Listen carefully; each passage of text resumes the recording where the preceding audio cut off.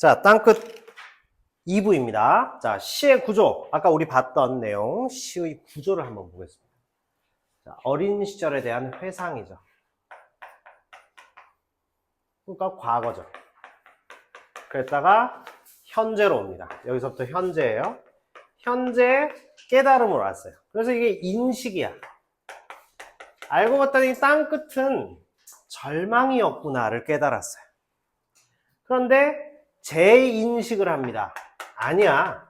그런데 절망인 줄 알았는데 내가 속은 부분도 있어. 물론 절망은 객관적 사실이긴 한데 사실은 절망이 아니었구나. 뭐죠? 희망이야. 이렇게 가는 것이 전체 구조입니다. 구조도를 잘 보셔야 돼요. 네. 자, 이 구조는 거기에 나와 있을 텐데, 네. 우리가 어디를 보느냐면, 네. 학습 활동이 아니군요. 예, 그게 맞네요. 네. 자, 그래서 시의 구조에서 거기 보면 108쪽의 왼편 날개, 그죠? 어린 시절. 그리고 절망, 희망으로 갔다.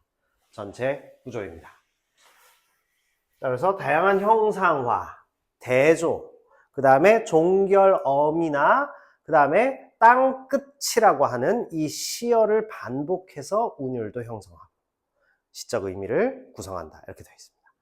자, 전체의 유기적인 관계 보겠습니다. 109쪽 하단부에 있습니다.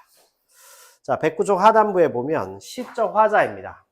자, 시적 화자 109쪽이에요. 땅끝에 서서 과거와 다른 땅끝의 의미를 발견하는 화자의 모습이 나타납니다. 109쪽입니다. 자, 운율입니다. 운율은 종결어미의 반복, 거시라고 하는 종결어미나 그 다음에 통사구조 이런 것들이 지금 반복이 이루어지고 있다. 반복이 나타납니다.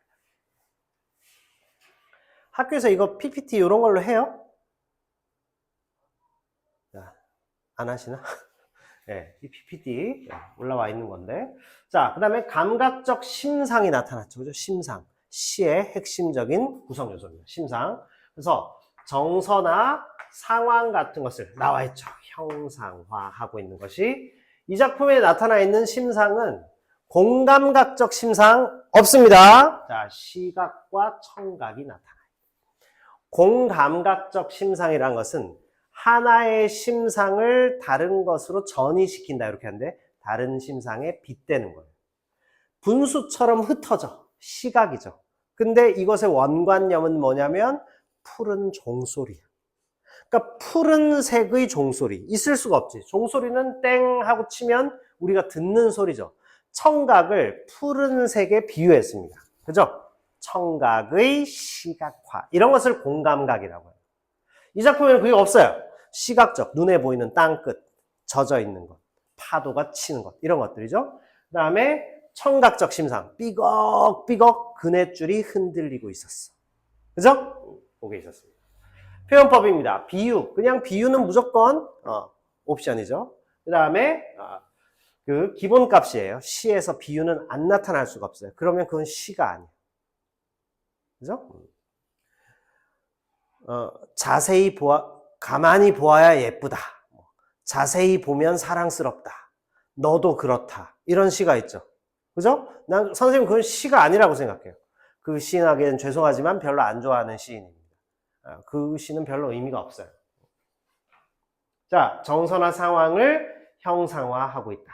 그 다음에 다양한 비유가 나타났다. 이런 것들입니다. 자, 역설적인 표현. 접속부사. 그러나, 그런데. 시상의 전환이 2번 일어났습니다. 2번 일어났어요. 나옵니다. 시상의 전환이 2단계에 걸쳐서 일어났다. 다양한 표현 방법이 또 시의 생명이죠. 자, 그러니까 시의 생명은 운율, 심상, 표현 기법, 비유와 상징, 그리고 화자. 이렇게 됩니다. 자, 상징적 시요. 비유와 상징이잖아요. 상징. 땅끝, 노을, 어둠. 이것이 이면적인 의미를 담고 있다. 태극기. 태극기는 그냥 깃발이죠. 이면적 의미는 뭐가 담겨 있어요? 한국인의 기상, 한국인의 정신, 한국 그 자체를 상징하죠. 미국의 성족이 휘두르면 어때요? 성족이 미국을 상징하듯이. 그죠? 별을 50개나 그려놨습니다. 별이 5개도 아니고 50개나 있어요. 왜? 주가 50개 있으니까. 별을 그렇게 많이 그려놓으면 뭐래요? 그 나라는 더 이상 별이 아닌 것이죠. 그죠? 네. 우리나라 사람들한테 우리 이란 공격할 거야 하고 이란에 폭격했어요. 한국인들 한 100만 명, 200만 명 몰려나가서 전쟁하지 말라고 막 시위할 겁니다. 왜 남의 나라 침략하냐고. 그죠? 한국인들이 또 어떤 면에서 이렇게 심성이 고운 게 있어요. 우리는 원수진 사람하고 헤어지면서도 저주의 말도 축복을 하잖아요. 야, 잘 먹고 잘 살아라. 이렇게 얘기하지. 그치? 막 싫어하는 사람한테도 잘 먹고 잘 살길 바라는 마음이 있어. 그래서 우리나라가 복을 받는 나라예요. 아시겠죠? 한국인으로서 자긍심을 좀 가지자. 이런 겁니다. 나쁜 일도 많지만, 좋지 않은 것도 요소도 많겠지만, 그러나 기본적으로 우리는 그런 걸 잘 해결해 나갈 수 있는 그런 민족이기도 합니다. 자, 어쨌든 태극기 얘기하다가 좀 딴 얘기로 샜는데 이면에 담겨있는 의미가 있어요. 그게 상징이에요. 비유하고 달라요. 비유는 원관념이 있고 보조된 관념, 원래 표현하려고 하는 것을 다른 사물이나 다른 어떤 것에 빗대어서 표현하는 게 비유야. 상징은 어떤 사물을 끌어내서 그 사물의 이면에 있는 의미가 딱 정해져 있는 게 있다. 비유와 상징이 좀 달라요. 아시겠죠? 비유는 그래서 두 개의 관념으로 표현하려고 하는 것을 다른 게 빗대. 근데 상징은 하나의 사물을 제시하고 그 사물의 이면에 담겨있는 뜻을 해석을 해야 돼요. 비둘기. 비둘기는 뭘까요?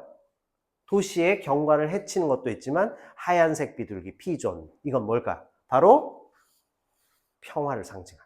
그치? 비둘기 안에 평화라는 이면적 의미를 끄집어내야 됩니다. 이게 상징이에요. 상징과 비유의 차이를 아시겠죠? 알아둬야 됩니다. 이거는 고등학교 졸업할 때까지는 알아놔야 돼요. 네. 비유와 상징의 차이입니다. 자, 가장 쉽게 얘기하면 상징은 시어가 하나 딱 등장해요. 그러니까 비유는 그렇지 않아. 상징도 비유의 일종이지만 상징은 사물 하나를 등장시키는 데 비해서 이 비유는 하나의 사물이나 상황을 다른 사물에 빗대어서 표현합니다. 아시겠죠? 네.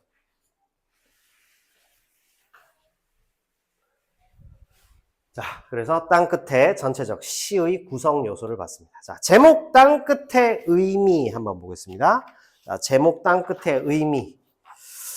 자, 제목 땅끝의 의미는 어디에 있냐면 108쪽 아래쪽에 있습니다. 다시 108쪽으로 가보세요. 자, 땅끝은 우리나라 최남단의 땅끝 마을입니다. 자, 그런데 육지의 끝에 위치한 이 지역적 특성이 삶에 대한 절망감을 불러일으킵니다. 바닷가에 살면 약간 우울할 수가 있어요. 늘 바다. 망망대해 앞에서 인간은 약간 절망감을 느낄 수 있다. 물가에 사는 사람들이 약간 우울증이 있을 수 있다는 게 그런 얘기입니다. 자, 그러나 바다가 시작된다라고 해서 관점을 전환시켜보면 어떨까요? 관점을 전환시켜보면 결국 다른 육지와 비교했을 때 새로운 것이 시작될 가능성이 있다. 이렇게 볼 수 있습니다. 아시겠죠? 자, 그래서 희망을 상징한다. 절망과 희망이 땅끝 안에 고스란히 공존하고 있다. 이렇게 볼 수 있어요. 자, 이해하셨죠? 땅끝의 의미입니다.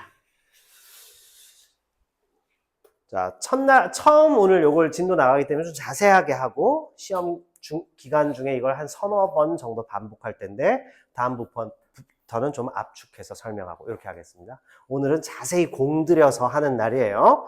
자, 시어의 의미 한번 보겠습니다. 자, 109쪽 맨 꼭대기에 있습니다. 노을입니다. 노을은 어린 시절에 내가 동경하던 거야. 고운 색깔의 노을 있죠? 아름다운 노을.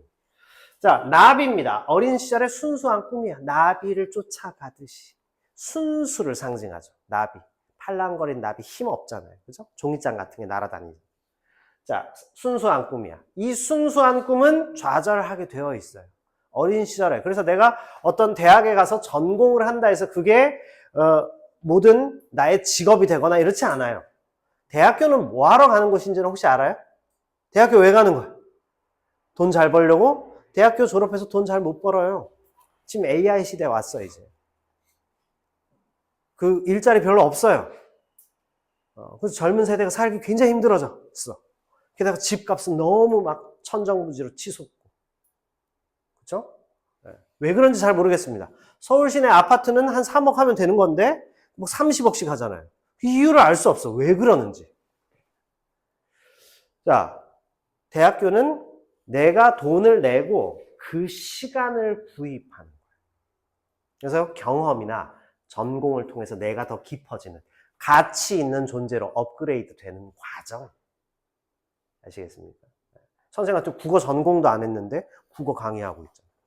국어 강사를 해보겠다는 생각 해본 적 없어요. 그런데 살아가다가 만나면 이것은 나의 직업이구나. 혹은 이것은 나의 천직이다. 이럴 수도 있고 살아가다가 내가 선택할 수 있는 다양한 갈림길을 만나면서 뭐가 결정된다. 아시겠죠? 네. 자, 따라서 나비는 어렸을 때 그냥 노을은 어렸을 때 내가 가졌던 꿈과 이상을 의미하는데 어둠은 그 꿈을 집어삼키는 고난과 절망을 상징한다. 이렇게 된다는 겁니다. 됐죠? 자, 파도입니다. 파도는 뭘까요, 그러면? 어둠과 파도는 부정적인 의미죠. 파도는 현실의 시련과 고난이야. 파도가 막 친다. 그렇죠? 선생님 예전에 20대 때 고무보트 타고 바다를 이렇게 막 가다가 이 파도가 갑자기 확 쳐가지고 고무보트가 확 뒤집어져서 엄청 빠르게 달리잖아요, 그거. 물론 구명조끼 착용하고 있었지만 확 날아갔는데 와, 이거 장난 아니구나. 진짜 이러다가 죽을 수도 있겠구나. 귀에 물 들어가고 막 난리 났던 적이 있습니다. 그때 이후로 바닷가를 잘 안 가고 있어요. 그래서 수영 배워야 되잖아. 아니야, 나는 물가에 안 갈 거야. 물에 안 가면 되잖아요. 선생님은 수영을 못합니다. 그래서 수영장에 가면 이렇게 아이들이 타고 있는 튜브 타고 이렇게 놀고 있어요. 수영은 배우고 싶은 생각이 별로 없습니다. 물에 안 가면 되니까. 그런데 이제 이런 일이 벌어질 수 있어요. 비행기 타고 가다가 비행기가 불시착해가지고 어떤 바다 위에 떠 있어. 구명조끼가 있죠. 구명조끼 입고 떠 있다가 이렇게. 자, 우리는 구명조끼가 있는 시대에 살고 있기 때문에 굳이 뭐 수영 배우고 싶지 않습니다. 강가에 안 가면 돼. 강 별로 안 좋아해요. 선생님 물 별로 안 좋아합니다. 아침 저녁으로 샤워하는 건 좋아해요. 그 정도 물. 샤워는 내가 감당할 수 있으니까. 자, 파도는 어때? 그러니까 무서운 거잖아. 어쨌든 파도가 갑자기 확 들이치면 큰 배도 침몰하죠. 그죠? 자, 시련과 고난을 의미한다. 그러니까 시어의 상징적인 의미예요, 이거는. 그죠? 상징적인 의미라. 따라서 상징을 의미합니다. 노을이 어디에 빗대었다. 이게 아니죠. 비유가 아니야. 어린 시절 고운 노을 보려고 갔어 하면 노을이 뭐 상징하고 있다. 고운 노을처럼 아름답게 빛나던 나의 꿈 하면 꿈을 얘기한 거지. 꿈을 노을에 비유했단 말이야. 그런데 고운 노을 보려고 갔어 하면 상징이에요. 무슨 소리인지 알겠죠? 비유와 상징, 오늘 이것만 정확하게 고3 때까지 이해할 수 있으면 대성공이에요. 이거 하나만 이해해요. 그래서 우리가 책 읽을 때도 있잖아. 책을 처음부터 끝까지 글자를 다 읽어야 된다고 생각해요. 물론 그럴 수 있죠. 근데 어떤 책은 굉장히 두껍고 좋은 책이긴 한데 목차를 보고 내가 필요한 것을 집어가서 발췌독을 하면 됩니다. 그러다가 좀 관심 있으면 다시 목차 가서 앞에, 뒤에 혹은 그 다음 장에, 챕터에 이런 내용이 있구나. 거기 또 찾아가서 읽어보면 돼요. 계속 넘겨보면서 거기에서 내 평생 남을 수 있는 문장 한두 개 정도만 건지잖아? 그러면 되는 겁니다. 우린 막 독서를 막 수백 권 이렇게 해갖고 다 읽어야 된다고. 그러니까 부담스럽지. 아시겠죠? 땅끝. 이 시가 내 마음속에 남아있으면 우리는 엄청난 독서한 거예요. 아시겠죠? 우리 사회 독서에 대한 과대평가를 하고 있어요. 독서 안 해도 됩니다. 어떤 의미에서. 지금 현재 여러분 독서 꼭 해야 돼요. 해야 되는데 지금은 교과서 열심히 읽으면 돼요. 수능 국어에 있는 지문 열심히 읽어서 기본적으로 체력을 갖춘 다음에 대학교 가서 30대, 40대의 책 한 권을 이렇게 들고 읽고 있다? 멋지잖아. 남자가. 그치? 여기 있는 친구들 키도 거의 다 큰데 남자가 책 한 권을 탁 들고 이렇게 보고 있다. 그만큼 멋있는 게 없어요. 그죠? 피아노 칠 줄 아는 사람 있어요? 남자가 피아노를 한 걸 탁 연주합니다. 완전 멋있죠. 그죠? 자기 세계가 있어야 돼요. 남학생들은 특히 멋을 갖추어야 됩니다. 그리고 가치 있는 존재가 돼요. 그러면 바깥에 어떤 세계로 우리가 이 창을 열고 나갔을 때, 어른이 되었을 때, 이리로 오세요. 저희 일을 맡기겠습니다. 이런 사람들을, 이런 대상들을, 회사를, 조직을, 단체를 만날 수 있게 된다. 아시겠죠? 그거의 준비 단계입니다. 지금 여러분은 계급장도 없어요. 그냥 뛰는 거야. 군대 안 가봤죠? 네.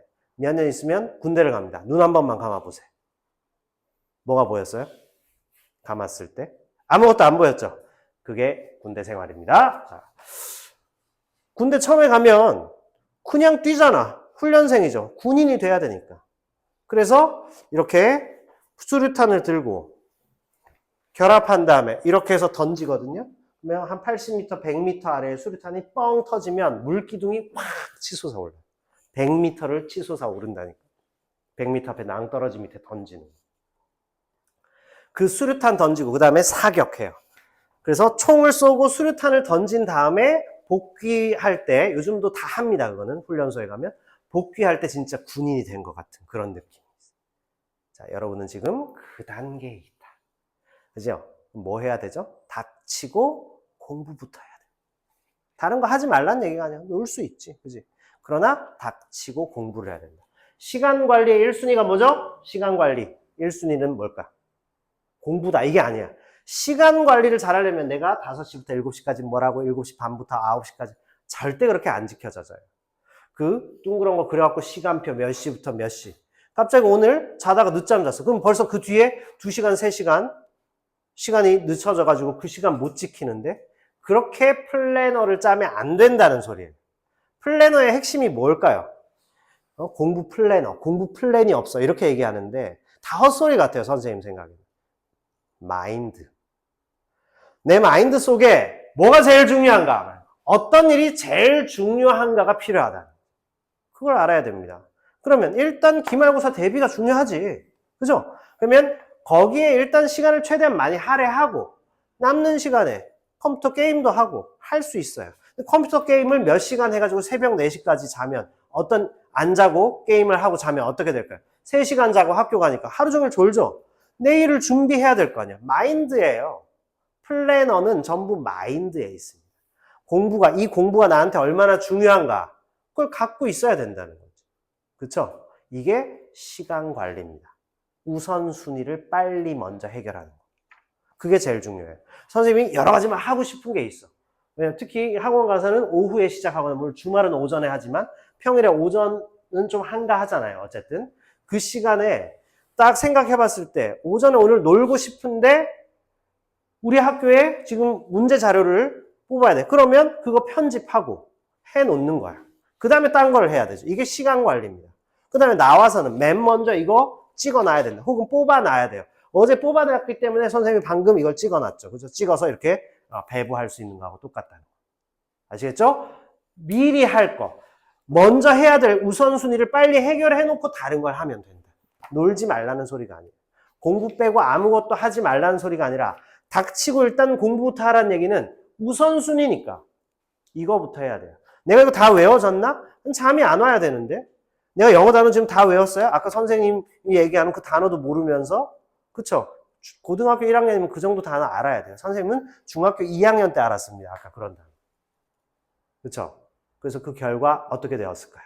수능 국어, 수능 영어 만점이에요.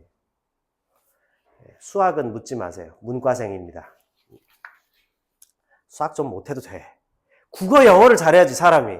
그죠? 농담이에요. 수학 잘해야 됩니다. 아니면 상위권 대학 못 가요. 고3 수학은 잘했어요. 고1, 2 덧셈 뺄셈 곱셈 나눗셈을 못했습니다. 자, 그런 아픔이 있었어 나도. 아시겠죠?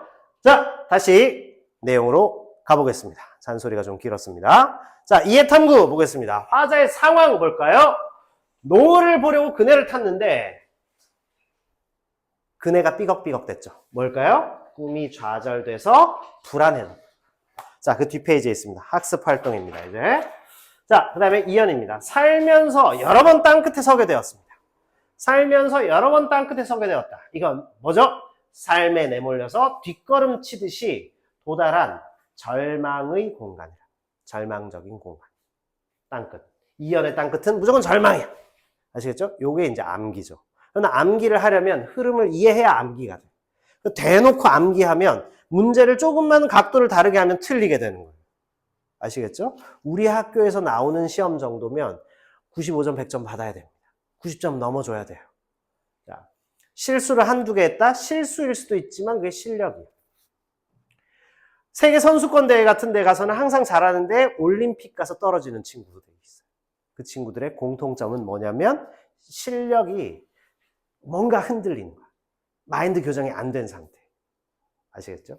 그 부분까지 우리가 다져놔야 확실한 90점대. 90점대가 그렇게 중요한가? 중요해. 엄청 중요합니다. 나중에 세상에 나가보세요. 그 실적 채우지 못하면 월급이 줄어들고 회사에서 쫓겨나고 이런 일이 벌어집니다. 지금하고는 비교할 수 없을 정도로 어려워요.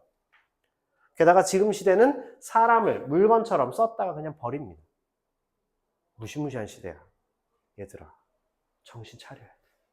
알겠죠? 지금 우리 학교에서는 그 절반 이상 공부 안 하죠. 그러니까 거기에서 일단 그 경쟁에서부터 난 그래서 이런 공부가 좀 안 되는 학생이 2학년 가가지고 뭐 한다 하냐면 난 정시할 거야. 정신 차리세요. 정시에도 내신 다 들어갑니다. 우리 2022 교육과정은 굉장히 빡센 과정이야. 알고 봤더니. 개선을 한 건가? 선생님 생각엔 더 나쁘게 만들어 놓은 것 같아요. 학생들을 더 학대하는 그런 시스템이에요. 내신도 챙겨야 되고 수능도 챙겨야 되고 생기부도 챙겨야 되고 골치 아파요. 세특도 챙겨야 되고 이런 식입니다. 그래서 일단은 수행평가 40점 무조건 맞아야 되고 중간고사가 30% 들어가죠. 그럼 내 점수 곱하기 0.3을 해보면 그 점수 플러스 40점 만점 맞는다 생각하고 더하면 중간고사까지 수행평가까지 내가 획득한 점수야. 그러면 기말고사를 가령 90점 맞았다면 플러스 27점이 되죠. 그죠? 0.3 곱하면 27이니까 90 곱하기 0.3. 그러면 그걸 합산했을 때 최종 점수가 나와요. 그게 우리 학교에서 몇 등 했는지 그거에 따라서 10%까지가 1등급, 34%까지가 2등급입니다. 아시겠죠? 34% 나 2등급이네. 서울 4년제 못 갑니다. 자, 25% 안으로 들어갈 수 있도록 노력해야 돼요. 그래도 갈까 말까입니다. 아시겠죠? 왜냐? 강남 지역, 지방의 영재들, 특목고, 자사고, 과학고, 국제고 막 다 들어오죠. 그죠? 그 친구들이 있기 때문에 우리가 안심할 수 없어요. 20% 안에는 들어가줘야 돼요. 10%도 아닙니다. 20% 안에 들어가야 서울에 그래도 우리가 이름 들어본 대학 정도는 갈 수 있다. 지금 우리나라에서 제일 어려운 시험이 뭐냐? 대학교 입시예요. 왜냐? 경험해 본 적이 없는 우리 친구들이 지금 통과해야 되는 시험. 제일 어려워요. 선생님이 봤을 때 대학교 입시가 지금 제일 어려워. 공무원 시험보다 훨씬 어렵습니다. 왜? 공무원 시험은 이런 걸 통과해 본 사람들 어쨌든 시험 보는 거니까. 어른들이니까 왜 이렇게 많이 떨어질까? 열심히 안 하니까. 그렇지. 임용고시 어렵죠. 선생님 되는 거. 어렵죠. 왜? 열심히 안 하기 때문에. 선생님이 임용고시 준비하고 있는 분들 강사 면접 봐가지고 2호점에 강사를 뽑아야 되기 때문에 면접 봐가지고 두 사람을 봤는데 강의 그렇게 해서 학교 선생님 되기 어렵겠던데. 왜냐면 그 강의하는 것도 그 면접을 봐요. 심층 면접. 무슨 소리일까? 열심히 안 했다는 거야. 아시겠죠? 열심히 하는 것은 절대로 나를 속이지 않아요. 절대로 보상이 옵니다. 무조건. 아시겠죠? 자, 오늘부터 마음을 완전히 새롭게 해서 열심히 달려가면 그 결과 아주 자랑스러운 나를 만나게 되어 있다. 자, 이렇게 보겠습니다. 잔소리가 길었네. 자, 그래서 1, 2, 4면 땅끝이 늘 젖어 있다는 것을 봤는데 이 땅끝에 위태로움 속에 아름다움이 스며들어 있다. 긍정적인 의미를 발견했다. 자, 그 다음 보겠습니다. 아름다움에 취해 땅끝을 찾아갔지. 동경하는 공간, 이상적으로 생각하는 공간. 자, 물리적 공간이죠. 바다에 갔단 말이야. 여기 뷰 맛집이야. 맛집도 많아. 너무 예쁘다. 이런 바다에 갔다는 소리야. 근데 살면서 몇 번은 땅끝에도 서게 되지. 그러나 시상이 전환됐죠. 중요합니다. 땅끝에 섰을 때는 절망, 인생의 고비, 삶의 위기. 선생님 위암 2기입니다. 절망이죠. 엄청 무섭지. 근데 그걸 극복할 수도 있는 거잖아. 이렇게 바꿔야 되는데 거기서 절망하는 사람들은 실제로 사망하게 되죠. 암하고 같이 살면 돼. 그러다가 나빠지면 뭐 세상을 떠나면 되죠. 그죠? 자, 어쩔 수 없는 거니까. 그때 희망을 가. 그런데 내게 암, 위암, 위기가 왔단 말이야. 그런 건 뭘 의미할까? 극복할 수 있는 기회도 주어졌다는 거지. 위암 말기예요. 3개월 있다 죽습니다. 죽으면 되는데 그게 아니라 위암 위기입니다. 한 번 더 극복할 수 있는 기회를 삼으면 될 수 있다. 이걸 하느냐 못하느냐. 이 시가 그렇게 대단한 의미를 담고 있는 거예요. 아시겠죠? 자, 교과서에 이 시가 들어온 걸 보고 선생님이 환호했습니다. 야, 이거 좋은 시인데. 자, 그런데 아름다움도 그 뒤에 숨어 있더라. 이 얘기입니다. 자, 다음 보겠습니다. 땅 끝의 상징적 의미와 주제. 이제 확실히 이해하겠죠? 여러 번 반복했으니까 네, 조심하면 안 됩니다. 위태롭지만 희망을 품고 있는 공간이다. 자, 시인은 이 시를 통해서 절망의 순간에 발견한 삶의 희망을 말하려고 한 것이군. 이랬습니다. 땅 끝의 주제, 상징적 의미입니다. 따라서 땅 끝은 비유가 아니라 상징이다. 됐죠? 자, 다음에 운율을 형성하는 요소. 나왔죠? 종결, 어미의 반복. 그 다음에 유사한 문장 구조의 반복. 운율이 형성되었습니다. 자, 서정갈래의 특성입니다. 서정갈래의 특성은 시를 구성하는 요소죠. 첫 번째, 삐걱삐걱 들어갔습니다. 삐걱삐걱. 바로 심상이죠. 심상, 청각적 심상. 그 다음에 삐걱삐걱은 청각. 요거 중요합니다. 그리고 떨고 있다. 시각. 떨고 있는 걸 봤으니까. 시각적 심상. 형상화예요, 이게 다. 내가 불안 속에 두려움을 느꼈어. 이게 아니라 그네줄이 삐걱삐걱 떨고 있었어. 사물처럼 묘사했다. 그죠? 그래서 화자의 정서를 형상화했다. 효과적으로 형상화하였다. 파도가 아가리를 쳐들고 달려드는 곳 했습니다. 시각적 심상이죠. 이거는 파도가 쳤답니다. 자, 그래서 파도의 거친 모습입니다. 그래서 아가리를 쳐들고 이렇게 표현했죠. 이거는 사물에게 썼기 때문에 비속어가 아니라고 했죠. 역동적인 이미지랍니다. 역동적. 역동적이란 말은 힘차게 움직인다는 소리. 그냥 움직임이 있다고 하면 동적이라고 하죠. 그죠? 역동적이란 말은 힘차게 움직이는 것을 가리키는 말이다. 이렇게 볼 수 있겠습니다. 됐죠? 자, 그래서 보통 우리 시험 문제는 학습 활동의 변형 문제. 자, 다음 보겠습니다. 표현 방법이 참신한 식구입니다. 참신한 식구, 즉 변화주기죠. 자, 어릴 때는 나비를 쫓듯 했습니다. 땅 끝을 대하던 태도를 나비 쫓는 것에 비유했다. 순수하게 아름다움을 추구하는 그런 태도랍니다. 자, 그 다음에 위태로움 속에 아름다움이 스며들어 있다라는 말은 뭐냐면 위기 속에서 새로운 인식을 깨닫고 긍정적 자세를 가지게 됨. 이 부분이 된다는 겁니다. 이렇게 쓸 수 있어야 된다. 아시겠죠? 자, 위태로움 속의 아름다움, 그 다음에 나비를 쫓듯. 이런 참신한 비유를 우리가 보았습니다. 서정갈래의 특징입니다. 자, 정리해보면 운율 형성, 비유, 심상, 그래서 정서를 형상화하였다. 그 다음에 비유적인 표현과 역설법. 비유 중에 이제 상징이 들어있죠. 상징. 자, 그래서 상징적인 것, 비유적인 것. 나비를 쫓듯. 어때요? 비유적이죠. 나비를 쫓듯이. 직유법이니까. 그죠? 그런데 고운 노을을 보려고. 이건 상징이 돼요. 땅끝. 상징이죠.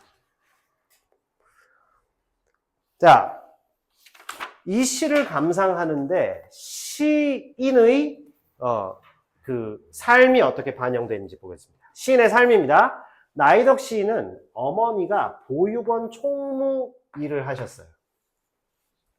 그래서 남들과 다른 생활 환경에 있었기 때문에 정신적으로 혼란을 겪었어요.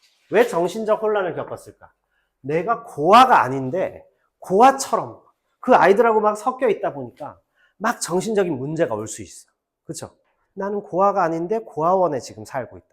그 뒷 방 하나 딸려 있는 거기서 이제 식구들이 살았겠죠? 자, 답답할 때 보육원을 나와서 무작정 혼자 걸었고 그네를 타면서 마음을 달랬다고 한다 했습니다. 뭘까요? 시인의 경험이 반영되었음을 알 수 있다. 이렇게 됩니다.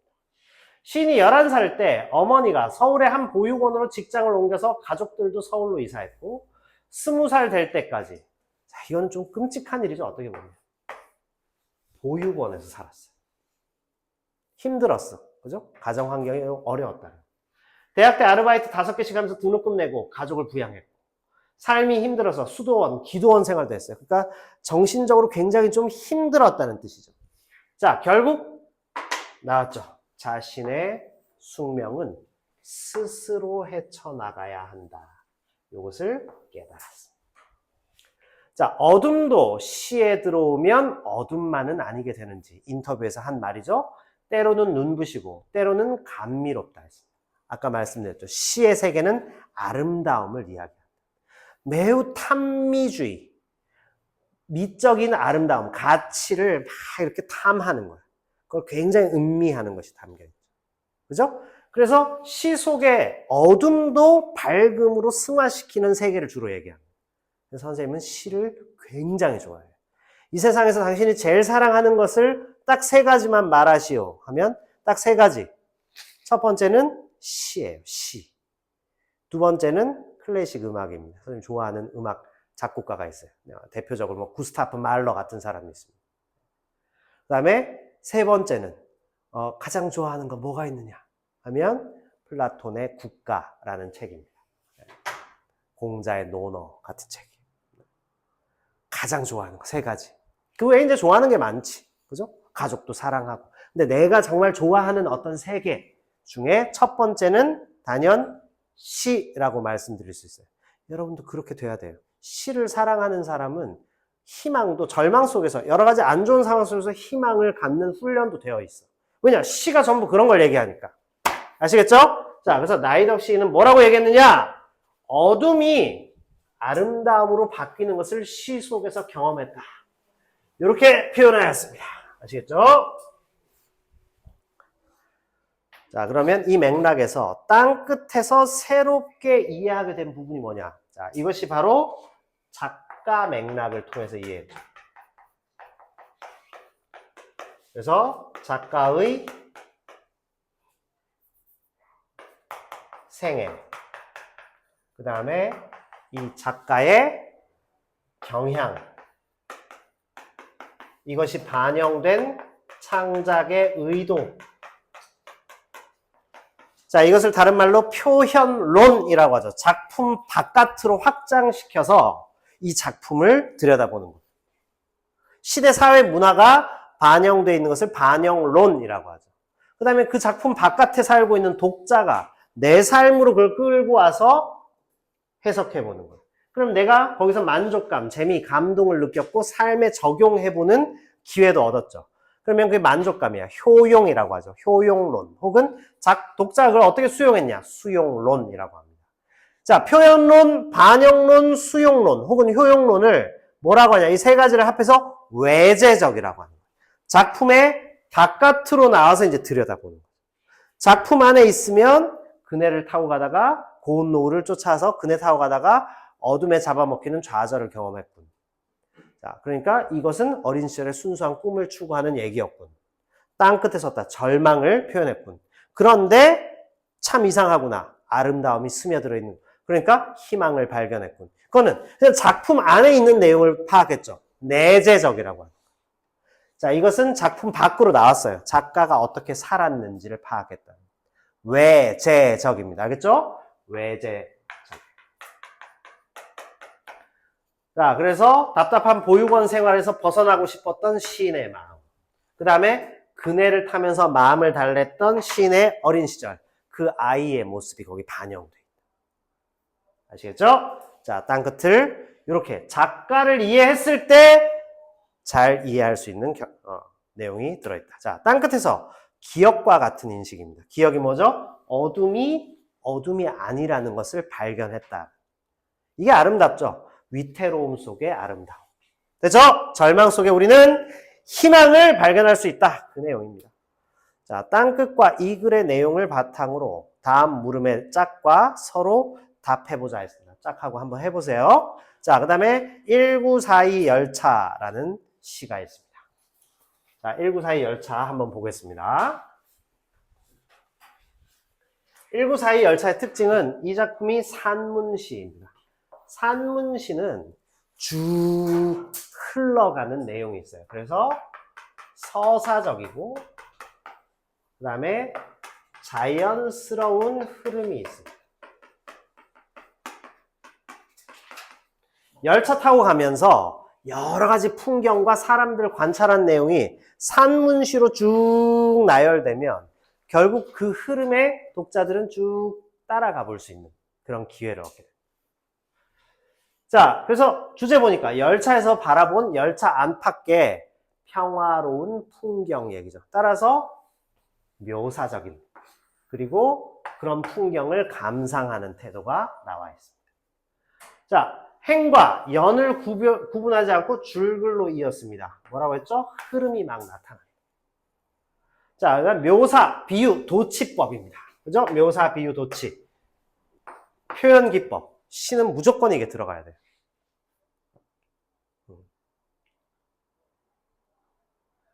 그죠? 그 다음에 문온, 보자기, 고무신. 자, 이런 향토적인 시요. 그래서 민중의 삶을 이야기하는 부분이 담겨 있다. 이렇게도 볼 수 있죠. 그래서 민중들의 삶을 가까이에서 포착하고 있는 거예요. 그래서 그들의 삶이 아름답구나. 그들의 일상적인 이 평범한 생활들이 참 감동적이구나. 이런 것이 여기 담겨 있다. 이렇게 볼 수 있겠습니다. 됐죠? 자, 그래서 민중의 삶을 어떻게 표현하고 있는지 한번 보시겠습니다. 자, 시 1942 열차를 감상하고 서정가의 특성을 바탕으로 모방시를 써보는데 모방시 써보는 것보다는 이제 그냥 이 작품을 이해하면 되는데 시야? 이렇게 볼 수 있죠. 시예요. 재미나죠? 광양에서 하동 지나 삼랑진 지나 물금 지나 부전 가네. 그러니까 경위한 역들이 쭉 나오죠. 그죠? 세량의 객차를 달고 가네. 그러니까 이 차가, 기차가 세 동으로 이루어져요. 세 덩어리. 그걸 한 량, 두 량 이렇게 하죠. 그죠? 그래서 세 량의 기차를 달고 가네. 북천 사람은 함안 사람을 부르네. 함안 사람은 마산 사람을 부르네. 나발과 나팔 있죠? 꽹과리를 불고 치듯 했습니다. 비유죠. 그래서 시끌시끌하게 덜커덩거리며 기차 소리를 마치 나발과 꽹과리 풍물놀이 하는 거 있죠. 그죠? 농촌에서 추는 농무. 자, 이걸 하듯 시끌시끌 덜커덩거리며 가네. 뭐뭐 하네 했습니다. 뭘까요? 묘사적이고 그리고 부드러운 이미지를 어조를 통해서 평화로움을 전달하는 평화로운 분위기가 형성돼요. 자, 젖먹이 아이와 젊은 연인과 축하객이 함께 가네. 자, 다양한 민중들이죠, 그죠? 평범한 사람들이 타고 가요. 침침하고 눈매가 가느스름한 김천 출신의 나도 끼어 했습니다. 나. 어때요? 표면적 화자입니다. 시냇물에 고무신 미끄러지며 떠내려 가득 가네. 소나기 구름 실어나는 바람에 널빤지 가득 가네. 연한 버들과 높은 미루나무와 먼 무지개를 싣고 가네. 자, 여기까지는 기차 내부의 풍경이죠. 자, 여기서부터는 기차 외부의 자연 풍경이죠.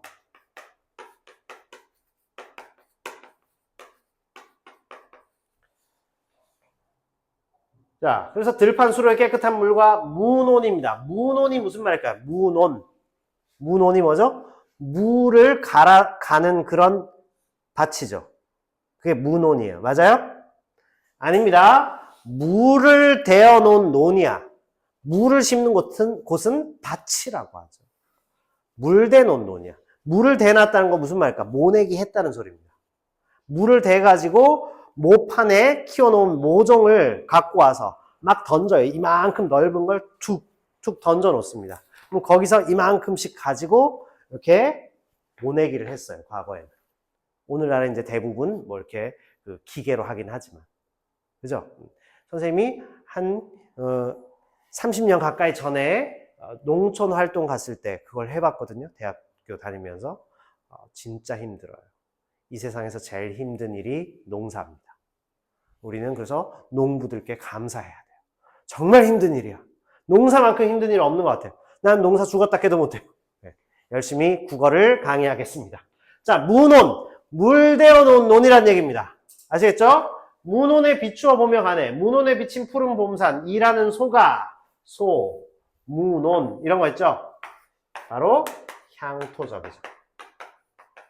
컨트리사이드 하담. 자, 시골 풍경. 그죠? 농사를 짓고 있는 전통적인 공동체. 자, 실록이 가네. 기차가 막 가니까 어때요? 그 여름에 이렇게 무성한 나무 잎들이 막 지나쳐 간단 말이에요. 그죠? 실록. 실록이란 말은 막 물든 나뭇잎 푸르게 이제 겨울이 지나고 봄과 여름을 지나면서 우리 지금 실록의 계절이 왔죠. 5월이란 말이에요. 자, 실록이 가네. 보자기를 풀어놓을 시간만큼 조금 조금씩 영마다 연착하면서입니다. 자, 뭘까요? 도치죠. 영마다 연착하면서 가네잖아.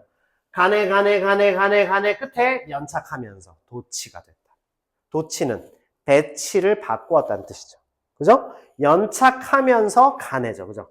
가네 연착하면서. 그러니까 빠른 기차가 아니죠. KTX가 아니란 말이에요. 완행열차 알아요? 완행열차 천천히 가는 겁니다. 대학교 다닐 때 그 친구들하고 혹은 저녁에 이렇게 막 밥 먹다가 우리 한번 갈까? 해가지고 완행열차를 타고 여자친구하고 타고 가면 밤새 가요. 그래서 저쪽 경북지방까지 가면 이렇게 기차가 달립니다. 여기 청량리역에서 타가지고 그 다음에 거기에선 다시 기차가 거꾸로 가. 그러니까 뒤로 이렇게 가는 거죠. 이렇게 갔다가 이렇게 가는 거예요. 그래서 새벽 5시쯤 되면 정동진역에 도착해요. 역에서 딱 내리면 바로 바다가 펼쳐지고 일출이 딱. 장난 아니에요. 도파민 막 터지지. 너무 멋있어요. 자, 연착이 이루어져요. 그게 천천히 가는. 사실 우리가 한 2시간, 3시간이면 가잖아. 지금 강원도, 강릉 이런 데. 정동진이 강릉 옆이거든. 그런데 지금 이 차들은 어때요? 천천히 가는. 그래서 중간중간에 사람들도 많이 막 미어 터지게 막 타고 값도 싸고 이러니까. 그래서 천천히 가는 완행열차 얘기입니다. 그래서 연착은 딜레이 된다는 얘기죠. 그죠? 네. 그래서 시간을 조금씩 어겨도 여유롭게 가는 거예요. 그래서 여유롭고 평화로운 민중의 삶의 모습이 여기 들어가 있다. 그러니까 기차 타고 바라보는 풍경이 스쳐 지나가듯이 자연스러운 흐름으로 산문시로 가고. 아시겠어요? 산문시의 특징입니다. 자, 그러면 이 시의 운율을 형성하는 요소가 뭐냐? 운율을 형성하는 요소. 진화와 간의 특정한 구절, 종결, 어미 같은 것이 반복되죠. 그래서 현대의 자유시는 전부 반복입니다. 진화와 간의 반복. 그 다음에 뭐뭐를 부르네, 뭐뭐 하듯 간에 유사한 통사구조. 유사한 문장 구조가 반복돼요. 자, 다음에 음성상징어와 부사어를 반복합니다. 결국 반복이 운율을 형성하는구나. 알 수 있죠? 자, 왼편 날개의 산문시가 그럼 뭔지 보겠습니다. 산문시. 시와 행을 나누지 않고 자유롭게 내재율 동그라미에서 왼편 날개에 있습니다. 여기 내재율. 내재율은 운율 형성 요소가 이것처럼 이 안에, 여기 설명처럼 안에 들어있는 거예요. 겉으로 시조처럼 딱딱 드러나는 게 아니고. 그죠? 우리 백상루 별곡 거기에처럼 사음보로 연속체 이렇게 쭉 가는 게 아니라 이 몸이 죽어가서 무엇이 될꼬 하니. 그죠? 그런 식으로 가는 것이 아니고 사음보로 가는 게 아니라 그냥 쭉 가는 거예요. 이게 내재율이에요. 근데 거기서 반복되는 거예요. 자, 그래서 이 산문시의 시어는 산문의 단어와는 다른, 그거 제일 중요합니다. 줄 보세요. 산문시의 시어는 산문의 단어와는 다른 함축적 의미가 있다. 여기 적혀 있잖아요, 여기. 함축적 의미가 있기 때문에 결국 시죠. 자, 그러면 왜 줄글로 이어썼을까? 이게 중요하죠. 자, 작가가 왜 2번 문제입니다. 행과 연을 구분하지 않고 줄글로 이어 쓴 까닭은 뭐냐? 사람과 자연 풍경이 조화를 이루고 있다. 한데 어울려서 쭉 그냥 가는 거예요. 따로따로 그 떼서 이걸 표현하기 어렵다는 거죠. 자, 그래서 시 전체가 중요합니다. 이거 열차와 같은 느낌. 흘러가니까. 그래서 산문시로 쓴 거예요. 열차에 타고 있는 모든 사람과 심지어 바깥에 풍경까지 어우러져 있음을 표현하려면 산문시가 훨씬 좋다는 겁니다. 아시겠죠? 써놓으세요. 시 전체가 열차와 같은 느낌. 113쪽 아래쪽에 써놓으시면 돼요. 열차와 같은 느낌. 그 다음에 모든 사람이 정겹게 어우러져 있음을 드러낸다. 자, 되었을까요? 자, 여기까지가 이제 땅끝 마무리입니다. 자, 잠시 쉬었다가 문법 하겠습니다.